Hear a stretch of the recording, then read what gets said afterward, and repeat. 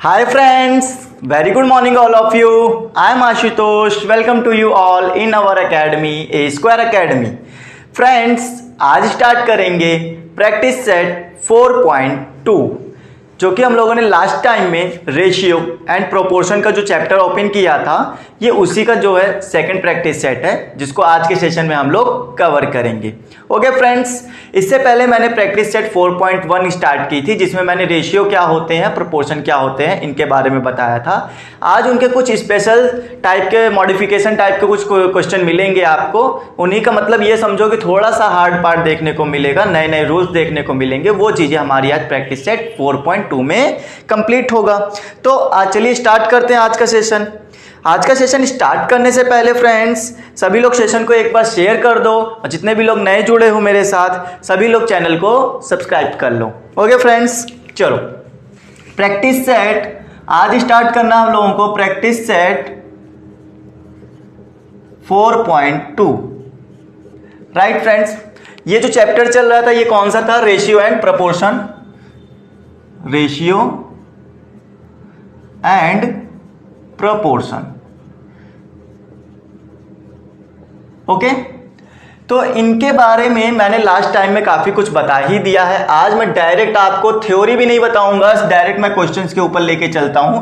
जो भी क्वेश्चन आएंगे उनके ऊपर जो भी थ्योरी बनेंगी, क्योंकि एक क्वेश्चन के ऊपर कई तरह के मेथड आज मिलने वाले हैं आपको, तो देखेंगे कौन कौन से क्वेश्चंस कौन कौन से मेथड से सॉल्व हो सकते हैं। एक क्वेश्चन के ऊपर 2-3 जितने भी मेथड होंगे, सारे मेथड क्वेश्चन बाय क्वेश्चन आपको सिखाए जाएंगे। ओके फ्रेंड्स, चलिए बने रहिए हमारे साथ में। देखते हैं फर्स्ट क्वेश्चन। फर्स्ट क्वेश्चन आपकी बुक में जो दिया हुआ है वो बोलते हैं using the property a upon b is equal to a k and b के।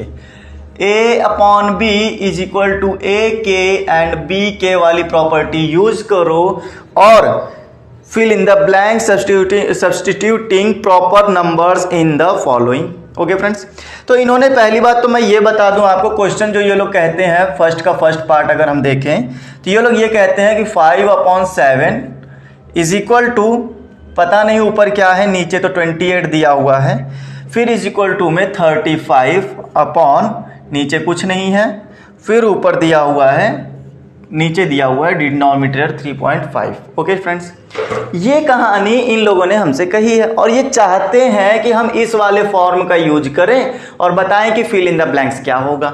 ओके फ्रेंड्स, मैं इससे क्वेश्चन को शुरू करने से पहले आपको ना थोड़ी सी थ्योरी बताता हूं कि आपको करना क्या है। समझो, आपको करना यह होता है स्टूडेंट्स, जब भी आपको कभी a अपॉन बी मिला हो या कोई नंबर मिला हो, स्टैंडर्ड फॉर्म भी समझाते हैं, एग्जाम्पल भी समझाते हैं। 5/6 मिला, जैसे a अपॉन बी 5/6 एक जैसी नंबर्स हैं देखने में, तो उस समय आपका एक रूल मिलता है और ये कहता है रूल, अगर आप ऊपर किसी एक नंबर से मल्टीप्लाई करते हो, अगर आप करते हो तो नीचे वाले में भी उतने ही नंबर से आपको करना है। मल्टीप्लिकेशन की बात कर रहे हैं, प्लस माइनस की नहीं, ठीक है। अगर आप ऊपर मल्टीप्लाई करते हो किसी नंबर से तो उतने ही नंबर से नीचे भी करना पड़ेगा। फॉर एग्जाम्पल, मैंने यहाँ 2 किया तो आपको नीचे भी क्या करना पड़ेगा? 2 करना पड़ेगा। तो जो पहले दिया हुआ था वो अब बनकर तैयार हो गया कितना? 10/12। मतलब इसका ये वाला फॉर्म कितना बनकर तैयार होगा? 10/12 बनकर तैयार होगा। ये बात आपको पता होनी चाहिए। यही चीज आप लोग यहाँ लगाओगे, ठीक है। चलो देखते हैं कैसे लगाएंगे। तो इसको करने के 2 मेथड हैं, मैं दोनों ही बताऊंगा। आप पहले फर्स्ट मेथड के अकॉर्डिंग देखो कैसे करना है।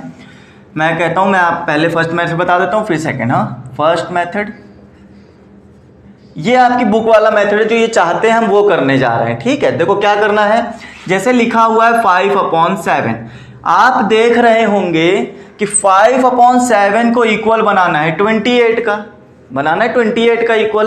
तो 28 का इक्वल कब आएगा? नीचे 28 कब आएगा? आप कहोगे सर जब 7 में 4 का मल्टीप्लाई हो जाए अगर, तो 28 बनेगा।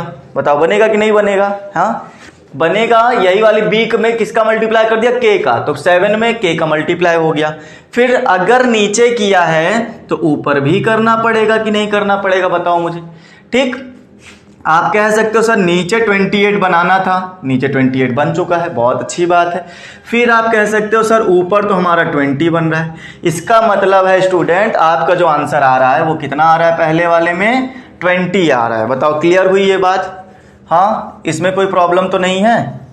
ये मार्कर सूख गया है। हाँ स्टूडेंट्स, चलो कोई बात नहीं, फिर भी मुझे लगता है काम चल जाएगा। 28 आंसर आएगा, 20 आंसर आएगा आपका यहाँ पर। तो ये हो गया पहला fill in the blanks. Okay, चलो आगे चलते हैं, आगे देखते हैं हम लोग और क्या कहा जा रहा है हमसे इन्होंने कहा कि फिर आप ऐसा फिल करो कि ऊपर 35 आ जाए। ठीक है, 35 आ जाए। फिर बताओ मुझे 5/7 को किससे मल्टीप्लाई करें? ऊपर वाले को ध्यान दो, ऊपर ही तो हमें बन रहा है 35। कैसे होगा 35? तो 35 होगा 7 से मल्टीपल करने पर। 7 5 जा 35। ये सोचना है आपको कि किससे मल्टीप्लाई किया जाए कि 35 आ जाए। तो मैंने कहा 7 से मल्टीप्लाई कर दो। फिर ऊपर 7 से किया तो नीचे भी 7 से करना पड़ेगा। ठीक है, फिर 7 5 जा 35। ऊपर तो बनाया था, नीचे कितना आएगा? 49 आएगा। That is your answer. मतलब आप कितना फिल कर सकते हो यहाँ पर?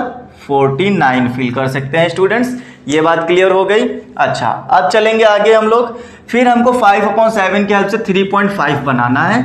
आप जरा देखो, 7 दिया हुआ है, 5/7 बनाना कितना है? 3.5 बनाना है। बहुत अच्छा क्वेश्चन आया है। आप समझो इस बार बड़ी नहीं हो रही है वैल्यू, इस बार छोटी हो रही है। और कितनी छोटी हो रही है आपको पता चल रहा होगा, कितना स्मॉल हो रहा है? 3.5। 3.5 का डबल कर दोगे तो 7 बन जाता है। सोचो जरा, दिमाग लगाओ, 3.5 का जब डबल कर देते हैं तो क्या बनता है? 7 बन जाता है। मतलब इसका ये है कि हमने इस नंबर का आधा किया है। 3.5 कब आएगा? जब आधा कर दोगे। आधा कब होगा बेटा? जब आप इसको डिवाइड करोगे। और एक बात और याद रखो, अभी मैंने बताया नहीं, जब मल्टीप्लाई करते हो ना तो डिवाइड भी कर सकते हो। ठीक है, जिस नंबर से मल्टीप्लाई कर, जैसे मल्टीप्लीकेशन वाला ऑपरेशन चलता है ना, वैसे ही डिवाइड वाला। अगर आपने नीचे 2 नंबर से डिवाइड किया है तो आप इसको भी क्या कर सकते हो? ऊपर भी 2 से डिवाइड कर सकते हो। और करना ही पड़ेगा, अगर नीचे किया है तो ऊपर भी करना ही पड़ेगा।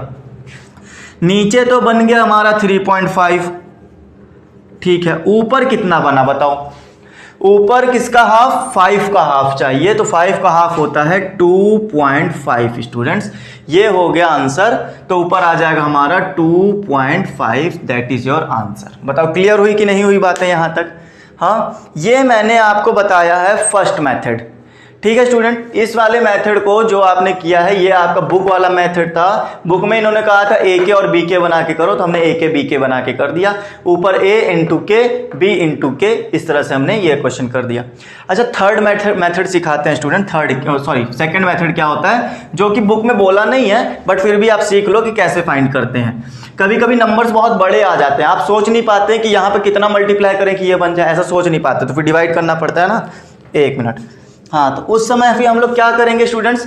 उस समय हम लोगों को ऐसा करना होता है, जैसे इन्होंने कहा 5/7 दिया हुआ है। ठीक है, 5/7 ऊपर हमें पता नहीं कितना है, नीचे पता है कि 28। ठीक है स्टूडेंट, जो चीज नहीं पता है ना उसको कहो कि x है। क्या कहेंगे उसको? वो चीज हमारी x है। हमने सपोज कर लिया यहां पर x आने वाला था, आंसर हमारा x आएगा। यही x फाइंड कर लो। ठीक है, x कैसे फाइंड होगा? आपको पता है ये 28 जो है x के साथ डिवाइड में है। डिवाइड में है तो इधर आएगा मल्टीप्लाई में। ठीक है, ये हो गया multiply. 28 is equal to x। 7 4 जा 28। देखो 5 और 4 बच गया। 5 4 जा कितना होता है? 20 होता है। कितनी आ गई x की वैल्यू? x की वैल्यू आ गई 20। मीन्स आपका जो यहाँ फिल होने वाला पोर्शन है वो कितना फिल होगा? 20 फिल होगा। स्टूडेंट्स जरा ध्यान रखो। बताओ क्लियर हुई ये बात? क्लियर हुई ना? अच्छा, एक और करके दिखाते हैं तो मजा आएगी। ठीक है, देखो x की वैल्यू 20 आ गई, ऐसे भी आंसर आ गया। अच्छा, एक और करके दिखाते हैं। इस बार 3.5 वाला करके दिखाया जाए ना। 3.5 वाला करो। जैसे ये वाला था, हमने कहा 5/7 तो दिया ही था और नीचे बनाना था 3.5। ऊपर बनाना था, पता नहीं क्या बनाना था ऊपर, पता था क्या? नहीं ना, वही तो हमें फाइंड करना था। तो ऊपर हमें बनाना पड़ेगा x। ओके स्टूडेंट्स, ऊपर हम लोग x बना देंगे। तो ये हमारा हो गया पूरा का पूरा क्वेश्चन। अब हमें 3.5 फाइंड करना है। तो कैसे फाइंड होगा जरा देखो, ये डिवाइड में इधर मल्टीप्लाई में ले आओ। 5/7 into 3.5 is equal to x हो गया। बताओ ये बात क्लियर हुई कि नहीं हुई? ठीक है, फिर आप कह सकते हो सर पॉइंट हटाया, नीचे 0 इंक्रीज कर लिया, कर दिया 0 इंक्रीज। अब आप कहोगे ना सर 5 2 जा 10, कितना हो गया 5 2 जा 10 हो गया।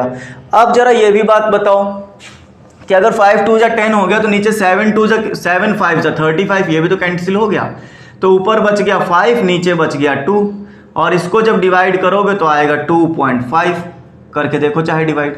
तो x की वैल्यू कितनी आ गई स्टूडेंट्स, x की वैल्यू आ गई 2.5, मतलब आपका ये जो x आ रहा था वो आ रहा है 2.5, that is your answer. Okay clear. तो इस तरह से आप क्या कर सकते हो, सारी वैल्यूज फाइंड कर सकते हो। इसी तरह से आपको सारे क्वेश्चन करने हैं। ये 2 मेथड मैंने आपको सिखाए हैं एक ही क्वेश्चन को करने के, चाहे किसी भी मेथड से करो, बट आपको बुक जो कह रही वो ये वाला मेथड अप्लाई करने को कह रही, तो आप इसी को अप्लाई करो अभी, ये वाला बाद में अपनी कंफर्टेबल के हिसाब से कर लेना। जब आपको कभी मेथड ना बोला जाए, कंपलसरी ना किया जाए कि नहीं आपको यही यूज करना है, तो ये वाला मैं यूज करके आप सॉल्व कर सकते हो। राइट स्टूडेंट्स, क्लियर हुई ये बातें? अगर ये चीज क्लियर हो गई हो तो अब हम लोग चलेंगे क्वेश्चन नंबर 2 के ऊपर, समझेंगे क्वेश्चन नंबर 2 में इन्होंने हमसे क्या कहा है। देखो ये लोग ये कहते हैं हमसे 9/14, क्वेश्चन में ये दिया हुआ है 9/14, okay, is equal to 4.5 divide by पता नहीं कितना है, ऊपर फिर इज इक्वल टू में ऊपर कितना फिल करना है नहीं पता, फिर इज इक्वल टू में 3.5, ऊपर कितना है नहीं पता। ठीक है, चलो कोई बात नहीं। देखो बहुत इजी चीजें हैं, ठीक है। क्या करना चाहिए बता सकते हो? आपको ए के और बी के करके करना है ना, तो आपको देखो सबसे पहले क्या दिया हुआ है स्टूडेंट्स, आपको दिया हुआ है 9/14, आपको 9/14 मिला हुआ है, और ये समझो कि 4.5 बनाना है ऊपर, मतलब छोटा वैल्यू आ रहा है। तो 9 में क्या चीज डिवाइड किया जाए कि छोटा हो जाए, आधा हो रहा है पूरा, देखो आधा हो रहा है, ये आधा हो रहा है ना, तो आधा करने के लिए तो सिंपल सी बात थी कि 2 से डिवाइड किया जाता है, किसी भी चीज को हाफ करना हो तो 2 से डिवाइड कर दिया जाता है, ये आपको पता होगा। फिर ऊपर 2 से डिवाइड किया तो नीचे भी 2 से डिवाइड, ऊपर वाला जब डिवाइड करोगे तो आएगा 4.5, नीचे जब 14 का हाफ करोगे, 2 करोगे हाफ करोगे तो आ जाएगा 7। ओके स्टूडेंट्स, यहां कितना आ गया 7 आ गया, मतलब आपका जो आंसर आएगा वो कितना आएगा 7 आएगा। क्लियर। तो ये बॉक्स तो हमारा फिल हो गया नीचे वाली वैल्यू। अब फिर से आगे चलते हैं, अगेन समझो, अगेन इन्होंने कहा 9/14 दिया हुआ है, नीचे 42 है, ऊपर कितना आएगा बताओ। नीचे 42 है, ऊपर कितना आएगा, तो कितने से मल्टीप्लाई किया है आप बता सकते हो? यहां पर इन्होंने किया 3 से मल्टीप्लाई, तभी तो 42 आएगा। जब नीचे 3 से किया तो ऊपर भी 3 से करना पड़ेगा। 9 3 जा 27, बताओ ये बात खत्म हो गई कि नहीं हुई? 9 3 जा 27, मतलब यहां पर आ गया 27। ओके फ्रेंड्स, फिर उसके बाद 9/14 दिया हुआ है और बोलते हैं कि 3.5 बताओ। 3.5 यहां बना दिया गया, ऊपर कितना आएगा ये बताओ। ओके, तो जहां तक मुझे ये लगता है, जरा सोचो कि इसका हाफ किया पहले तो 7 आया, और 7 का भी हाफ मतलब 3.5, मतलब 2 बार हाफ चल रहा है, और 2 बार हाफ करने का मतलब है पहले 2 से डिवाइड फिर 2 से डिवाइड, मतलब 2 2 जा 4, डायरेक्ट हम 4 से डिवाइड करेंगे तो हम ऐसा कह सकते हैं कि ये जो इक्वेशन लिखी हुई है यहां पर 4 से डिवाइड किया गया है। आप सोच के देखो, 4 से डिवाइड करोगे तभी 3.5 आएगा। आपके अंदर माइंड में इतनी कैलकुलेशन चलनी चाहिए, आप 9th के स्टूडेंट हो गए हो, इतना कैलकुलेशन तो होना ही चाहिए माइंड के अंदर कि आप देख कर बता सको कि हाँ किससे कितना किसका हाफ हो रहा है। ठीक है, तो यहां पर भी 4 से डिवाइड करो। ओके, 4 से डिवाइड किया हमने यहां पर, तो ये तो 3.5 हो गया, इसकी तो कोई प्रॉब्लम नहीं। 9 को 4 से डिवाइड जब करोगे स्टूडेंट्स तो कितना आएगा, 4 2 जा 8 कैरी 1, ठीक है 1 बच गया, तो कितना पॉइंट लगा के 0 बढ़ाओगे तो 10 हो गया, फिर पॉइंट बढ़ा के 0 बढ़ाया ना, हाँ 10 हो गया था। फिर उसके बाद 4 2 जा 8, 4 5 जा 20, 2.25 मीन्स यहां पर जो फिल होना चाहिए एक्चुअल में वो 2.25 फिल होना चाहिए, ये आपको पता होना चाहिए। बताओ क्लियर हुई कि नहीं हुई ये बात? हाँ स्टूडेंट्स, क्लियर। तो ये क्वेश्चन जो है बहुत ही इजी टाइप के हैं, इनको बस सोचना है कि किससे मल्टीप्लाई करें किससे डिवाइड करें, बस सोच लिया तो समझो आंसर आ गया। ओके चलो आगे चल सकते हैं। अब देखो आगे क्या करना है। इन्होंने नेक्स्ट क्वेश्चन में हमसे ये कहा है फाइंड द फॉलोइंग रेशियो। इस बार रेशियो बताने हैं, बहुत अच्छी चीज़ें आई हैं। चलो देखते हैं रेशियो कैसे बताए जाते हैं, इसके बारे में भी समझो। तो रेशियो तो बेटा आपको पता है कि नहीं, दो चीज़ों के बीच में रेशियो आता था। ठीक है, तो क्वेश्चन में आपको ध्यान रखना है कि दो चीज़ें होनी चाहिए। अगर दो ना दिया जाए, एक दिया जाए तो कंफ्यूज नहीं होना, डायरेक्ट आंसर देना कि एक चीज़ से रेशियो नहीं बनता है। ठीक है, चलो देखते हैं। इन्होंने कहा सेकंड क्वेश्चन के फर्स्ट क्वेश्चन में हम बात करेंगे the ratio of radius to the circumference of a circle. एक सर्कल का रेडियस और सर्कमफेरेंस का रेशियो बताओ। सपोज करो ये सर्कल है, इसकी रेडियस मैंने कहा कि आर है, इसकी रेडियस मैंने कहा आर है। अगर आर है तो सर्कमफेरेंस कितना होगा? रेडियस आर, सर्कमफेरेंस कितना होगा student? Circumference is equal to 2 pi R. ये होता था फॉर्मूला, ना याद हो तो याद कर लो इसी वक्त। सर्कमफेरेंस का फॉर्मूला होता है 2 पाई आर। और समझो बातों को, तो इसका और इसका क्या चाहिए? रेशियो चाहिए। किसका किसका रेशियो चाहिए बेटा? रेडियस का रेशियो चाहिए सर्कमफेरेंस के साथ में, सर्कमफेरेंस के साथ में रेशियो। तो रेडियस तो हो गई आर और सर्कमफेरेंस हो गया 2 पाई आर। अच्छा, ये बात हो गई क्या क्लियर?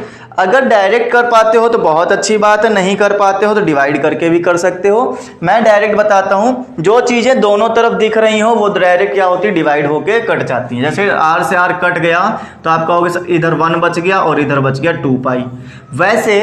वैसे तो स्टूडेंट्स यहाँ कट का साइन नहीं बनाया जाता है, रेशियो में आप कट का साइन नहीं बना सकते। डायरेक्ट क्या करो, बस हटा दो क्योंकि ये दोनों तरफ है, और जो आंसर आपको दिख रहा है वो डायरेक्ट लिख दो, that is your answer.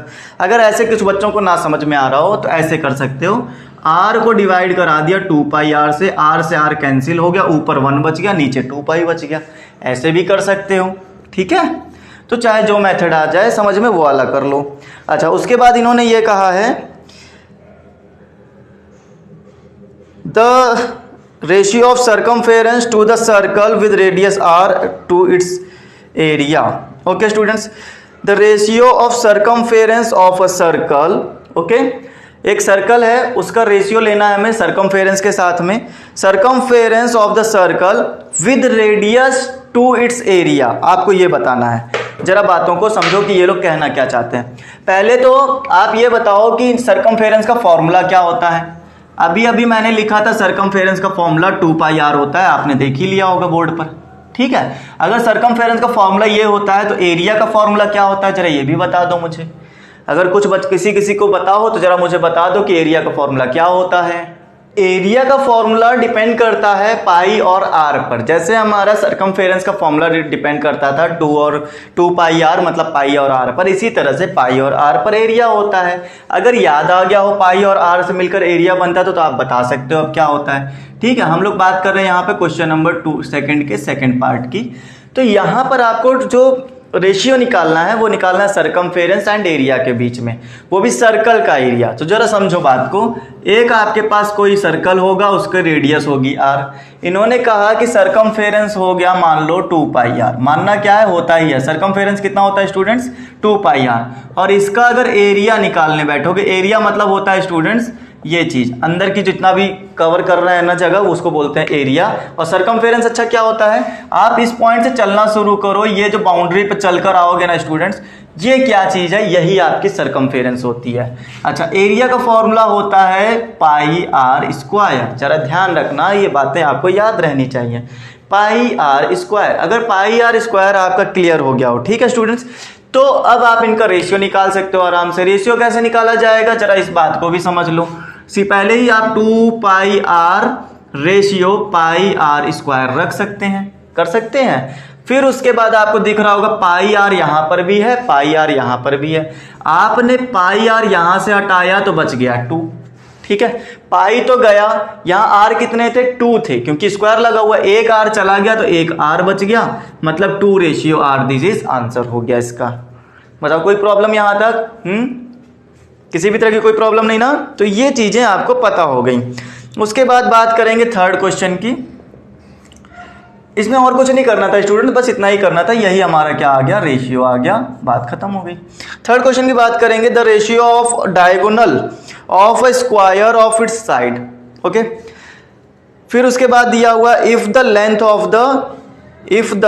Of the side is 7। Square बेटा क्या होता है, स्क्वायर होता है ये, जरा समझो बातों को, क्या होता है स्क्वायर, ये होता है। फिर उसके बाद में अगर इसकी एक क्या होती है, इसकी खास बात क्या होती है, अगर इसकी एक साइड दी जाए तो सारी साइड क्या होती हैं, इक्वल होती हैं। अगर एक साइड 7 दे दी तो इसका मतलब सबका सब क्या है, 7 है।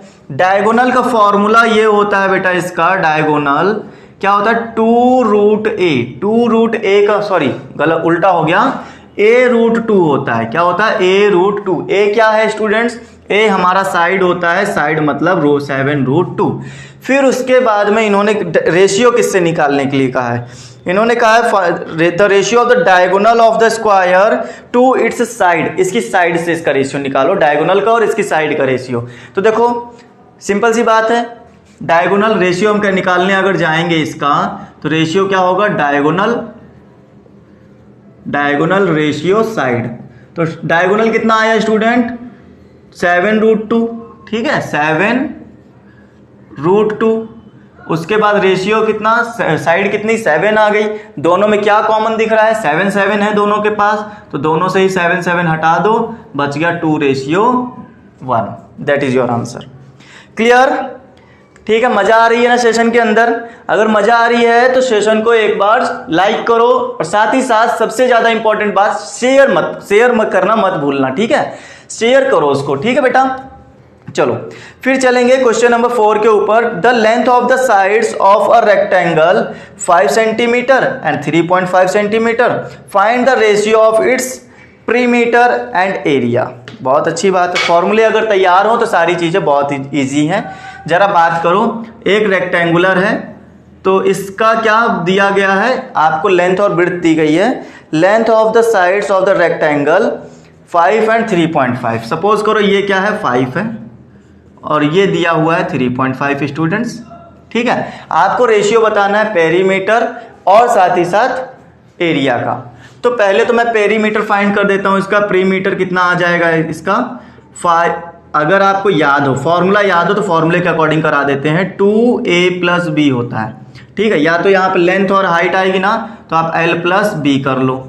फिर जरा समझो, 2l की वैल्यू, लेंथ कितनी 5, b कितना 3.5, कितना हो गया 8.5 का डबल कितना होता है 17। बताओ क्लियर हुई, 17। उसके बाद एरिया कितना आएगा, एरिया होता है लेंथ इंटू ब्रेथ, 5 इंटू 3.5, 5 5 जा 25, 5 3 जा 15 एंड 17। ये लो इतना हो गया इसका एरिया। अब बताओ कोई दिक्कत है यहाँ तक, किसी भी तरह की कोई समस्या। अब बस रेशियो फाइंड करना बचा है, रेशियो फाइंड करना बचा है, तो थोड़ा रफ बोर्ड खाली कर लेते हैं हम लोग, है ना। तो रेशियो बता दो भाई, कुछ कट पिट रहा हो तो बता दो, नहीं तो फिर डायरेक्ट रेशियो वही आ जाएगा। क्या आएगा, ratio 17:17.5, that is your answer. कुछ कट तो रहा नहीं मेरे ख्याल से, कुछ भी नहीं कट रहा, 5 के टेबल में नहीं जा रहा है, इतना ही आंसर हो जाएगा, ठीक है। 17:17.5, खत्म बात।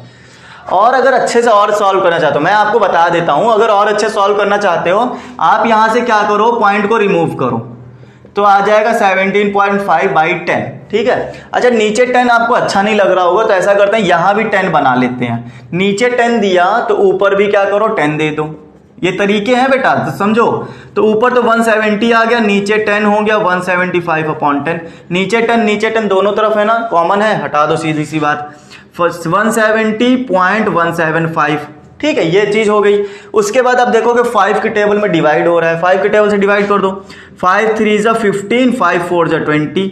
फिर उसके बाद कितना, 5 3 जा 15 एंड 5 5 जा 25, 34 and 35, that is your answer.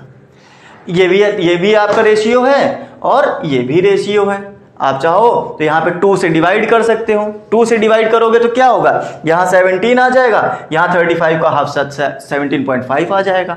वैसे भी वही आंसर आना है, वैसे भी वही आना है, चाहे कैसे भी करो, आने वही सब चीज़ें हैं, ठीक है स्टूडेंट्स। तरीके आपको पता होने चाहिए, बस यही हमारा मकसद है। चलो compare of for the following pairs of the ratio. बहुत अच्छा क्वेश्चन आया। कंपेयर कराना है, कंपेयर कैसे कराया जाता है वो भी आपको सिखाया जाए। कंपेयर कराने के भी कई सारे तरीके हैं, ठीक है। आपको डिनोमिनेटर सेम रखना चाहिए कंपेयर कराते समय, ठीक है स्टूडेंट्स। अगर आप फ्रैक्शन का कंपेयर करा रहे हो, किसी भी फ्रैक्शन का कंपेयर करा रहे हो, तो आपको डिनोमिनेटर क्या करना चाहिए, सेम कर देना चाहिए। चलो देखो क्या करना है। जैसे इन्होंने ये कहा कि फर्स्ट वाला है क्वेश्चन, थर्ड का फर्स्ट, तो क्या कहा इन्होंने, √5/3/√7। स्टूडेंट्स आपको यहाँ पर क्या करना चाहिए कि इनकी बेस वैल्यू को इक्वल कर लेना चाहिए। दो तरीके हैं, ठीक है, दोनों तरीकों को हम बताएंगे। पहले तो आप क्या करो, बेस वैल्यू को इक्वल करने वाला सीख लो। कैसे कर सकते हो, जैसे यहाँ लिखा हुआ है 5√3 और वहाँ लिखा हुआ है 3√7, 3/√7, यहाँ लिखा है √5/3।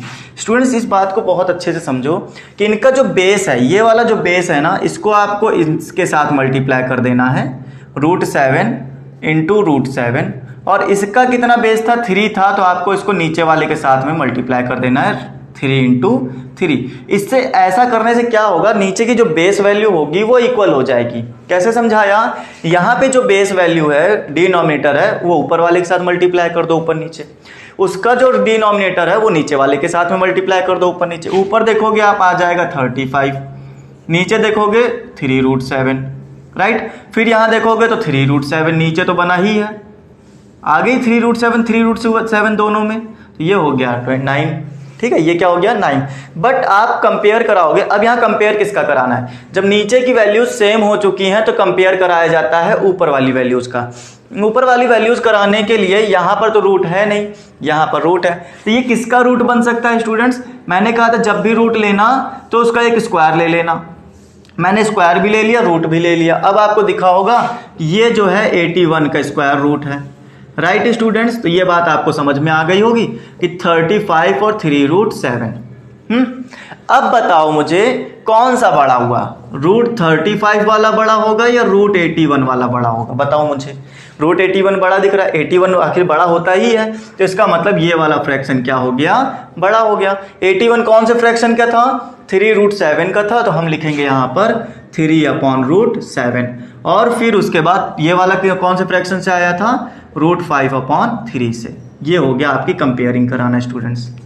बताओ क्लियर आई, इस बात समझ में आई। और अगर इससे छोटा करना चाहते हो तो सेकंड मेथड में आप ऐसे देख सकते हो। सेकंड मेथड जो बुक में आपको बताया जाता है कि इसको इससे मल्टीप्लाई कर दो, √5 को √7 से, ठीक है, इसके वाले बेस को इसके साथ, इसके वाले बेस को इसके साथ, और देखो 9 आ गया। यहाँ कितना आ जाएगा 35, √35 यहाँ आ गया 9। बताओ बेटा यहाँ पर रूट बनाना है ना, तो रूट कैसे बनेगा, तो 81 आ जाएगा, जैसे अभी सिखाया था ये वाला वैसे ही रूट बन गया। अब बताओ वही चीज़ तो आ गई, कौन बड़ा हुआ, कौन बड़ा हुआ, तो ये वाला बड़ा हो गया। ये वाला हमारा left side right hand side में है, तो ये वाली चीज़ बड़ी हो जाएगी 3/√7। इस तरह से आपको सारे आंसर करने हैं। एक और कंपेयरिंग बता देते हैं फिर आगे चलते हैं ना, समझो, और दूसरी कंपेयरिंग को समझ लो। तो दूसरी कंपेयरिंग में कुछ ऐसे लिखा हुआ है, नंबर तो काफ़ी बड़े बड़े दे दिए, 163, 125, कुछ इस तरह के नंबर्स दिए गए हैं। तो देख लेते हैं क्या होगा क्या नहीं होगा, है ना, समझो बात को। तो इस बार इन्होंने कहा 3√5/5√7, बिल्कुल ठीक। फिर उसके बाद ये लोग ये कहते हैं √63/125। बताओ कोई दिक्कत यहाँ तक, इनकी कंपेयरिंग करानी। मेरा सिंपल सा मेथड इतना होता है कि इसका जो वैल्यू दिया हुआ है वो इसके साथ मल्टीप्लाई कर दो आकर, यहाँ पे जो वैल्यू दी है वो इसके साथ मल्टीप्लाई कर दो आके, बस इतना सा मैं काम हमेशा करवाता हूँ और इतना ही करवाऊंगा। जैसे यहाँ लिखा हुआ है 3√5/5√7, ये सेकेंड क्वेश्चन है स्टूडेंट्स, थर्ड का, ठीक है, थर्ड का सेकेंड क्वेश्चन। तो इसका जो बेस वैल्यू था √125, आप इसके साथ मल्टीप्लाई करोगे √125, ठीक है। अब इसको नोट कर लो √63/√125 और इसको मल्टीप्लाई करा देना है किससे, इसका जो बेस वैल्यू था, इसकी जो बेस वैल्यू थी 1/5√7 से आप इसको मल्टीप्लाई करा दो। इस तरह कराने से क्या होगा, नीचे की जो बेस वैल्यू होंगी वो सेम हो जाएंगी। अच्छा, अब नीचे की बेस वैल्यू सेम करने से पहले आप जरा इस बात को समझो कि 63 रूट 63 को आप क्या लिख सकते हो, 9 इंटू 7 लिख सकते हो कि नहीं, 9 7 जा 63। और क्या लिख सकते हो, 9 का स्क्वायर रूट बाहर आ जाएगा तो 3 हो जाएगा, 7 अंदर बचेगा, मतलब 63 को हम ऐसे ब्रेक कर सकते हैं। ठीक है, 125 को कैसे लिख सकते हो, 25 इंटू 5 लिख सकते हो कि नहीं, 25 का 5 बाहर आ जाएगा और 5 एक अंदर रह जाएगा, ये वाला 5 अंदर और ये 25 का 5 बाहर आ जाएगा। मतलब कहने का मतलब ये हुआ स्टूडेंट्स कि जहां जहां 125 आप यूज कर रखे हो ना, वहां वहां आप ये यूज कर सकते हो ताकि आपका कॉन्सेप्ट इजी से सॉल्व हो जाए।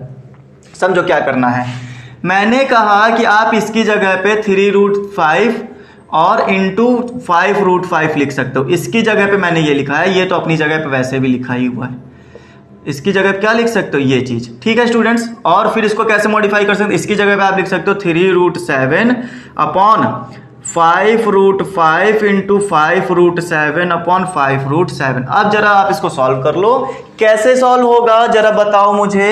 तो देखो 3 5 जा 15 इंटू 5 रूट 5 को रूट 5 से किया 5 आ गया, 5 5 जा 25, 7 5 जा 35, ये लो।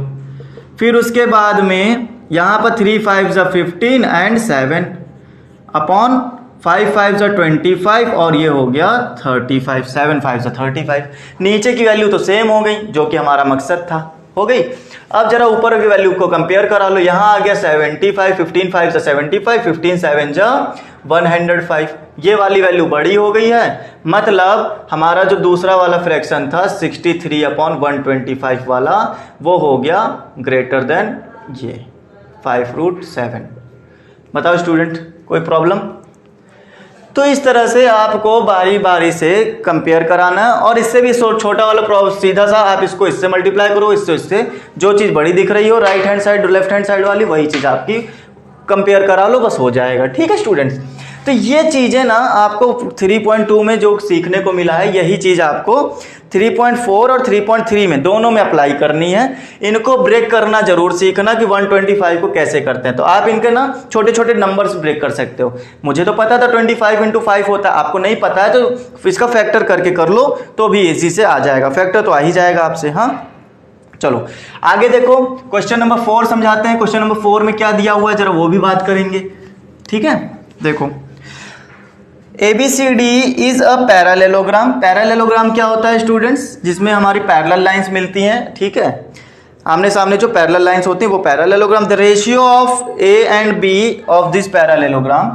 पैरेललोग्राम स्टूडेंट्स ऐसे बनता है, इस बात को याद रखना। तो इन्होंने कहा A B C और D, ठीक है, कैपिटल D बना लो। ये 4th question.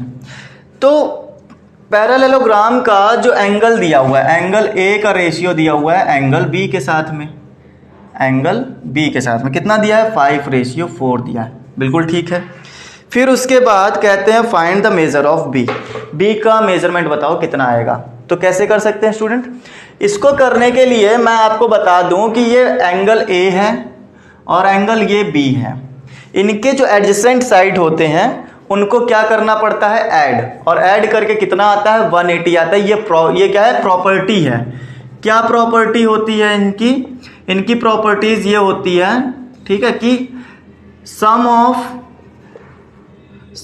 Of adjacent side, adjacent angle student, side नहीं एंगल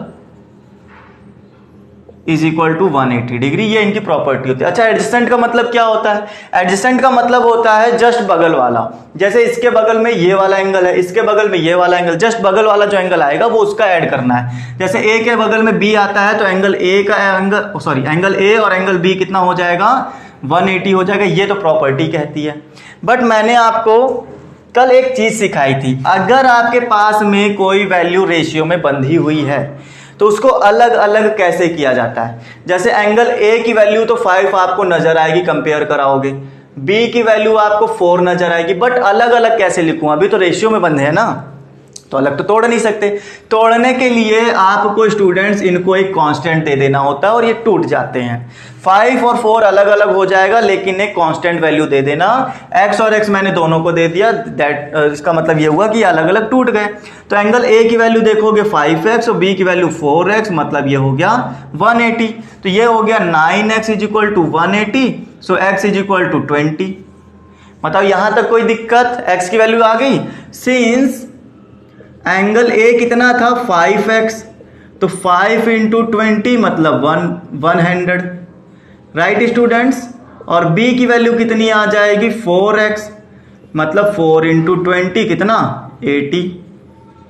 ये लो, बताओ स्टूडेंट्स क्लियर हो गई कि नहीं ये बात?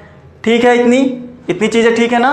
तो यहां पर आपको ना ये चीज समझ में आ गई होगी कि कैसे हम लोगों ने एंगल्स का रिलेशन निकाला। और ये एंगल का रिलेशन जो है पैरेललोग्राम में आप लोग बहुत पहले से पढ़ के आ चुके हो, स्टैंडर्ड 8th में भी है ये पोर्शन, ठीक है, तब से पढ़ते आ रहे हो। आज आपको ये पोर्शन, ये जो थ्योरी है याद रहनी चाहिए थी, जिसका यूज आपने यहाँ किया। चलो आगे देखते हैं कौन सा क्वेश्चन है। क्वेश्चन नंबर 4 का second part. The ratio of present age Albert and Salim is 5:9। 5 years hence का मतलब होता है बाद में। Ratio of their ages will be 3:5। Okay, find the present age. ठीक है स्टूडेंट्स, आज का रेशियो कुछ दिया हुआ है और पूछा है कि 5 साल, बताया है 5 साल का बाद का रेशियो ये है। तो बताओ एजेस क्या है उनकी अलग अलग, उनकी एजेस क्या है? तो आज की जो एज दी गई है वो कितनी दी गई है, बता सकते हो आप मुझे? कितनी दी हुई है? बुक में दिया हुआ है ना, पढ़ो उसको क्या दिया हुआ है। तो देते हैं ये लोग कि जो रेशियो दिया हुआ प्रेजेंट एज का ना, हम पहले यहाँ पे लिख लेते हैं। अल्बर्ट और सलीम 2 भाई साहब है हमारे पास, 4th का सेकंड पार्ट। तो अल्बर्ट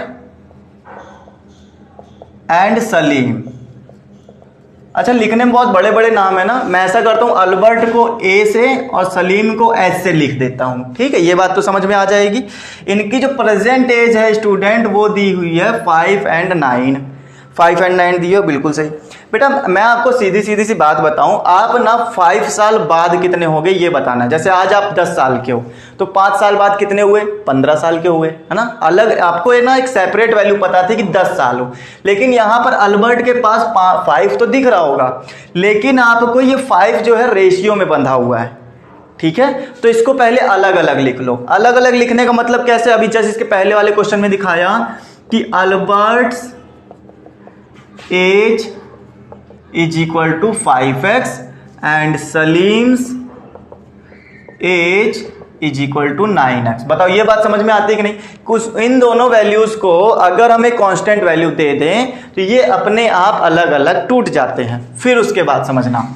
अब इन्होंने कहा आज अगर इनकी एज 5x है तो 5 साल बाद कितनी होगी जरा बताओ। 5 साल बाद इनका रेशियो दिया हुआ 3:5, तो मैंने कहा 5 ईयर बाद ये 5 साल ऐड हो जाएंगे और साथ ही साथ मैंने इनका रेशियो भी निकाल लिया। आखिर अल्बर्ट 5x के थे तो 5 साल बाद 5x में और जुड़ जाएगा 5, उसके बाद 9x में भी 5 जुड़ जाएगा, और कितना रेशियो बनाएंगे ये दोनों? 3:5 रेशियो बनाएंगे। बताओ ये बात क्लियर हुई कि नहीं? कितना रेशियो बना लिया? 3:5। अच्छा ये क्या था? After 5 year. ठीक है स्टूडेंट्स, ये 5 साल बाद की कहानी है। चलो देखो, और ये कौन सी कहानी थी? ये प्रेजेंट की कहानी थी, आज की कहानी है प्रेजेंट टाइम की। अच्छा अब क्या करना चाहिए? 5 को 5 से मल्टीप्लाई करोगे 25x plus 5 5 = 25, 9 3 = 27x plus 5 3 = 15। Multiply कर दिया दोनों, अब बस सॉल्व कराना बाकी है। 25 को उधर ले चलो, 25 ये वाला हो गया, 15 को इधर ले आओ -15, यहाँ हो गया 27x माइनस 25x मतलब 2x, और ये कितना आ जाएगा स्टूडेंट्स? यहाँ आ जाएगा 10। तो x की वैल्यू कितनी आ गई? 10/2 मतलब 2 5 = 15। लो स्टूडेंट्स ये हो गई पूरी बात क्लियर। बताओ ठीक है? कोई भी प्रॉब्लम यहाँ तक किसी भी तरह की?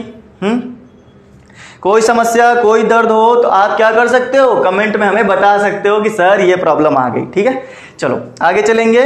क्वेश्चन नंबर 4 का 2 हो गया। 4 में 3 5 4 और 5 पार्ट दिए हुए हैं, काफी भारी बना दिया है क्वेश्चन नंबर 4।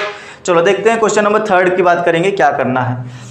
अगर आपके लायक है तो आप लोग कर सकते हो, ठीक है, करो उसको और बताओ कि हाँ कैसे होगा। जितनी भी चीजें हैं आप हमारे साथ डिस्कस कर सकते हो टेलीग्राम पे, ठीक है। टेलीग्राम का जो लिंक है वो आपको डिस्क्रिप्शन में मिलेगा। स्टूडेंट्स आपको अगर कोई क्वेश्चन में प्रॉब्लम होती है, किसी भी चीज में दिक्कत होती है तो आप हमसे कॉन्टेक्ट कर सकते हो। 3rd क्वेश्चन की बात करेंगे। The ratio of length and breadth rectangle 3:1, its perimeter 36, then find the length and breadth of rectangular. Student जल्दी जल्दी बताएंगे, थोड़ा सा कवर करना, देखना कैसे होगा। मैंने कहा थर्ड क्वेश्चन में एक यहाँ पर लेंथ दे दी है और एक दे दिया है ब्रेथ, ठीक है, रेक्टेंगल की बात की है, और इसकी लेंथ और ब्रेथ का जो रेशियो दिया हुआ है, लेंथ एंड ब्रेथ का रेशियो है 3:1, और साथ ही साथ ये कहते हैं कि पेरीमीटर जो है वो कितना देते हैं ये लोग, ये देते हैं 36 मिल गया। तो आपको ये भी पता चला होगा कि यहां से हम लोग लेंथ को अगर अलग करें तो 3x, और अगर ब्रेथ को अलग करें तो क्या आ जाएगा, x आ जाएगा, क्योंकि वो 1 ही है। फिर उसके बाद पेरीमीटर का फॉर्मूला क्या होता है, 2 length plus breadth is equal to 36। 2 length की वैल्यू हो गई 3x प्लस x, और ये हो गया 36। 2 ये हो गया 4x इज इक्वल टू 36, 4 2 जा 8x, 8x is equal to 36। x की वैल्यू कितनी आ जाएगी स्टूडेंट्स, बता सकते हो क्या मुझे? रेशियोज हमने सही लिए हैं, वैल्यू सही है 36, हाँ बिल्कुल सही है। तो हम लोग 8 की वैल्यू यहाँ सीधा से बता देते हैं, 3x 4 2 जा 8, बिल्कुल सही चल रहा है। 36 8 4 जा 32, कैरी बचता है 4, पॉइंट लगा लो, 0 बढ़ा लो, 8 5 जा 40, मतलब x की वैल्यू कितनी आ गई, 4.5। लेकिन आपको फाइंड करना था what is length and what is breath.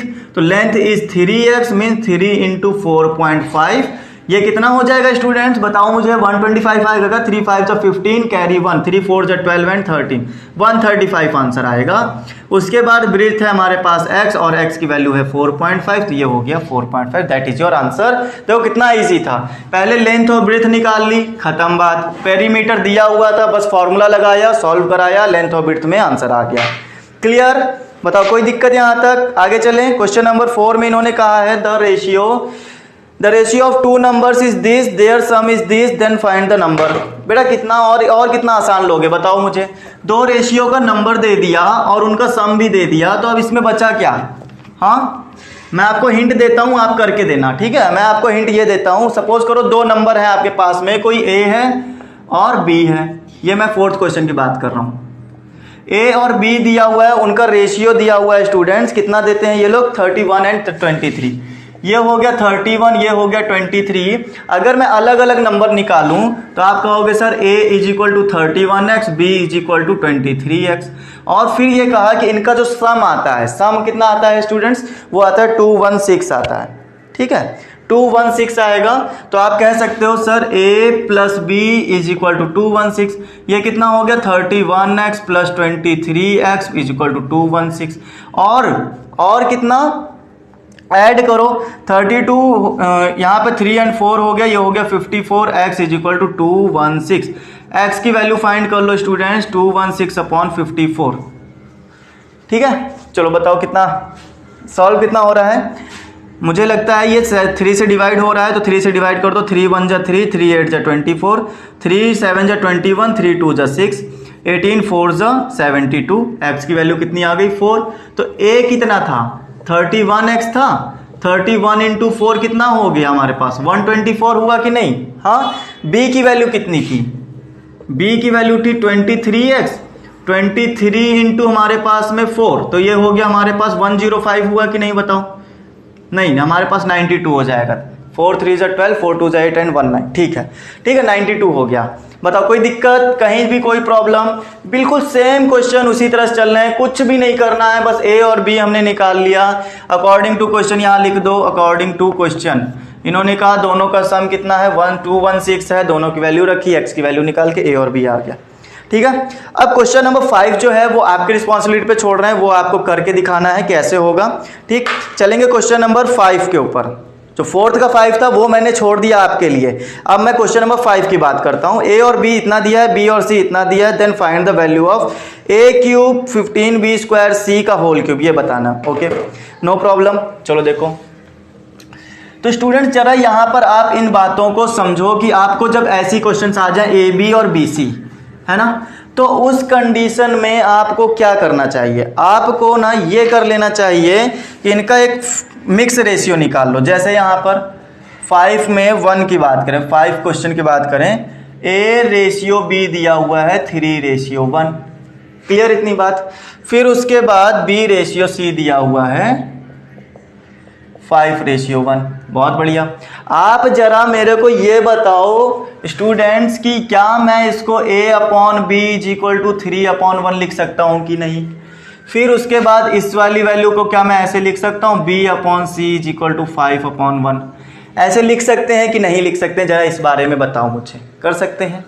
फिर जरा ये भी देखो कॉमन क्या है दोनों में, यहाँ A/B है, यहाँ B/C है, मतलब B और B दोनों के पास है, B और B दोनों के पास में है और B इक्वल होना चाहिए। जरा समझो, यहाँ B 1 है, यहाँ पर B 5 है, B यहाँ पर 1 है, B यहाँ पर 5 है। कैसे इक्वल कर सकते हो? क्या मैं इस 1 में 5 से मल्टीपल करूंगा तो ये B तो 5 था, 5 1 जा 5, ये भी B5 हो जाएगा। ठीक है, इसलिए मैं यहाँ पर क्या कर दूंगा 5 से मल्टीप्लाई, तो A/B कितना आ जाएगा 15/5। क्लियर। अब B यहाँ भी 5 हो गया, यहाँ भी 5 हो गया, C हमारा 1 हो गया। तो अब हम इसको ऐसे लिख सकते हैं A/B/C कितना आ गया स्टूडेंट्स, कितना आ गया? A और B की वैल्यू हो गई 15/5। B की वैल्यू 5 थी ना, दोनों जगह थी, और साथ ही साथ C की कितनी थी 1 थी। तो इस टाइप से कंबाइन करके मैंने लिख दिया। अब आपको पता है कि कभी भी अगर रेशियोज को अलग अलग किया जाता है तो उसके साथ में कांस्टेंट वैल्यू आ जाती है। तो मैं अगर ऐसा कहूं कि A की वैल्यू 15x लिख दी, B की वैल्यू 5x और C की वैल्यू x, तो क्या मैंने कुछ गलत कहा इसमें? A की वैल्यू 15x, B की वैल्यू 5x और C की वैल्यू कितनी x आ गई। ठीक है, चलो फिर ये पूछना क्या चाहते हैं हमसे? हमसे ये कहना चाहते हैं कि A³/15B² C की वैल्यू बताइए आप कितनी होगी। ऐसा इन्होंने हमसे पूछा है। कोई बात नहीं, पूछ लो भाई जो पूछना चाहते हो। 15x तो हम लिखेंगे सर 15x का होल क्यूब, A का क्यूब हो गया, फिर यहाँ आ गया 15 और B का स्क्वायर, B का मतलब 5x, 5x का स्क्वायर, तो हमने यहाँ लिख दिया 5x स्क्वायर इंटू C की वैल्यू कितनी है x है स्टूडेंट्स, और इसकी पावर होल कितनी है 3 है। बहुत अच्छी बात है। फिर आप जरा ये बात समझो कि 15x, मेरी बात को बहुत अच्छे से समझना students, 15x into 15x into 15x, क्या आप इसको 3 टाइम लिख सकते हो? मैंने होल क्यूब नहीं खोला है, मैंने सिर्फ और सिर्फ ये किया है कि उसको उतनी टाइम मल्टीपल कर दिया। अब इससे करने से ये होगा कि आपका कैलकुलेशन इजी बन जाएगा। 5x को आप लिखो 5x into 5x into x और साथ ही साथ होल क्यूब। ठीक है, फिर उसके बाद जरा मुझे बताओ 15 से 15 कैंसिल हुआ कि नहीं हुआ? हाँ, हो गया। फिर एक x यहाँ था, एक x यहाँ था, ये भी कैंसिल हो गया। एक x ये था, एक x ये, एक x ये और एक x ये, सब कैंसिल हो गए। अब जरा ये भी बताते चलो, 5 3 हो गया 15, 5 3 हो गया 15, ऊपर तो बच गया 9, नीचे तो कुछ बचा ही नहीं। और 9 का क्यूब कितना होता है स्टूडेंट्स? अगर याद हो तो 7 to 9 होता है। That is your answer. इस तरीके से इस क्वेश्चन को करो। ओके, बताओ इस क्वेश्चन को करने में कहीं भी कोई दिक्कत आई? कट पिट करना आना चाहिए, नहीं तो फिर दिक्कत करेगा। अब इतना तो ज़्यादा तो नहीं डीपली बताया जाएगा, बताओ मुझे यहाँ पर कट पिट करना आएगा कि नहीं आएगा? ये कट पिट जब तक नहीं आएगा ना आपको, तो ये समझ लो आपके साथ कट पिट हो जाएगा। ठीक है स्टूडेंट्स, चलो अब देखो यहाँ पे जो दूसरा क्वेश्चन दिया है उसके बारे में भी बता देते हैं। A² 7BC, A² 7BC, तो A की वैल्यू कितनी दी है? A की वैल्यू 15x। मैंने कहा 15x को मैं ऐसे लिख लेता हूँ, 15x इंटू 15x। फिर मैंने कहा 7B, B की वैल्यू कितनी हो गई 5x इंटू x की, C की वैल्यू x हो गई। तो बताओ मुझे x से x, x से x कैंसिल आउट हो गया। फिर 5 3 15 हो गया, ऊपर आ गया 15 3 45, नीचे आ गया 7। तो ये आपका हो गया पूरा का पूरा आंसर। क्लियर, खत्म। ठीक है, चले। तो ये चीजें ना बहुत ही इजी हैं, बस करना आना चाहिए, जो कि हमने आपको सिखा दिया है, अब आपको आ गया होगा। अब चलेंगे 6 क्वेश्चन पे, वो भी समझ लो क्या कहना चाहते हैं। ये भी कुछ ना कुछ स्टार लेकर आए हैं, मतलब अच्छा क्वेश्चन लेकर आए हैं। तो देखते हैं ये कितना अच्छा लेकर आए हैं और कैसे करना है इसको। ठीक है, आ जाओ। ये कहते हैं कि आपको इक्वेशन कुछ इस तरह से दी है, अगर ये बराबर ये हो। 6 में कहा अगर रूट में 0.04 into 0.4 into A is equal to 0.4 into 0.04 0.4 into ratio B दिया हुआ है, बिल्कुल ठीक। Then find the A ratio B, अरे वाह, then find the A ratio B, क्या बात है। तो क्या करोगे बताओ मुझे, आपको A ratio B, simple A ratio B चाहिए स्टूडेंट, ठीक है, लेकिन यहाँ तो स्क्वायर रूट ए है और यहाँ भी स्क्वायर रूट बी है। क्या करना चाहिए आपको, दोनों तरफ मेरे हिसाब से स्क्वायर कर देना चाहिए। ऐसा करने से क्या होगा, ऐसा करने से ये होगा कि इसका स्क्वायर चला जाएगा, इसका स्क्वायर रूट चला जाएगा, इसका भी स्क्वायर रूट चला जाएगा, और ऐसा करने से आपका ए और बी अलग अलग हो जाएगा। जरा करके देखो, मैंने कहा स्क्वायर रूट पहली बात तो हटा लो, और स्क्वायर रूट हटाने का मतलब है square in both side, square in both side. तो यहां पर जैसे ही स्क्वायर करोगे तो ये इक्वेशन कुछ इस तरह से दिखेगी आपको, इंटू ए इसका स्क्वायर, और यहाँ क्या लिखा है 0.4 इंटू 0.04 इंटू रूट बी और इसका स्क्वायर। स्टूडेंट बहुत अच्छे समझना मेरी बातों को, जब इसका स्क्वायर करोगे ना तो स्क्वायर रूट हट जाएगा, इसीलिए तो हमने कहा था कि स्क्वायर कर लो। ये तरीका है, आप जरा याद रखो कि किसी भी स्क्वायर रूट का स्क्वायर करने से स्क्वायर रूट हट जाता है। फिर अब इसके ऊपर तो स्क्वायर रूट लगा नहीं है, स्क्वायर रूट लगा नहीं है तो क्या करें, तो इसका स्क्वायर होगा, और स्क्वायर होने का मतलब है मैंने 2 टाइम मल्टीपल कर लिया, ठीक है। फिर इसके ऊपर भी स्क्वायर रूट नहीं लगा तो इसका भी स्क्वायर होगा, इसीलिए मैंने इसको भी 2 टाइम लिख लिया। लेकिन इसके ऊपर तो स्क्वायर रूट लगा था, और स्क्वायर रूट लगा था अगर तो इसका स्क्वायर हट जाएगा, स्क्वायर रूट हट जाएगा क्योंकि हमने उसका स्क्वायर किया है। अच्छा, आपको चाहिए ए अपॉन बी, तो ए तो ये रहा, बी ये रहा, बी को यहाँ ले आओ डिवाइड में, ए अपॉन बी बन गया। यहां लिखा हुआ है 0.4 इंटू 0.04 डिवाइड में कितना आया 0.04 ये आया, ठीक है। इसीलिए मैंने यहाँ पर इसका स्क्वायर नहीं किया था, 2 टाइम लिखना अच्छा समझा था क्योंकि मुझे दिख रहा था कि यहाँ डिवाइड होगा। इतना ही फास्ट आपका माइंड चलना चाहिए। 0.4 से 0.4 कैंसिल हो गया, 0.04 से 0.04 कैंसिल हो गया। फिर आप कह सकते हो कि सर ऊपर सिर्फ मटेरियल बचा है, वो भी कितना बचा है, इतना बचा है, ठीक है। 4 4 जा 16, कितना टाइम बाद पॉइंट लगाओगे, तो 2 डिजिट यहाँ है, 1 डिजिट यहाँ, 3 डिजिट, तो यहाँ तो 2 ही है तो 1 डिजिट और बढ़ा लो, दैट इज योर आंसर। बताओ क्लियर, कोई भी प्रॉब्लम कहीं पर भी ऐसे ही करो इन सवालों को, और इससे अच्छा तरीका नहीं मिलेगा, ठीक है। चलो अब चलते हैं और अगले क्वेश्चंस की तरफ और बताते हैं वैल्यू एक्स की, ओके, क्योंकि अगला क्वेश्चन एक्स पर ही डिपेंड कर रहा है। देखो भाई जो करते आए हो वही कर देना, इससे ज़्यादा और सलाह क्या दे दें, ठीक है। मतलब ये है कि जो इसमें लिखा हुआ है और जो आप करते आए हो वही करना है। जैसे x+3 का रेशियो दिया हुआ है x+11 के साथ में, इज इक्वल टू x-2 का रेशियो दिया हुआ है x+1 के साथ में, then find the x, okay, ठीक है। x ढूंढ के लाओ, कितनी है, कौन सा क्वेश्चन है, 7th। बेटा आप इसको ऐसे लिख लो x+3 अपॉन x+11, ज़्यादा लोड मत लो दिमाग में, बस ऐसे लिख लो डिवाइड में, इक्वल टू के डिवाइड में x-2 और x+1, ठीक है।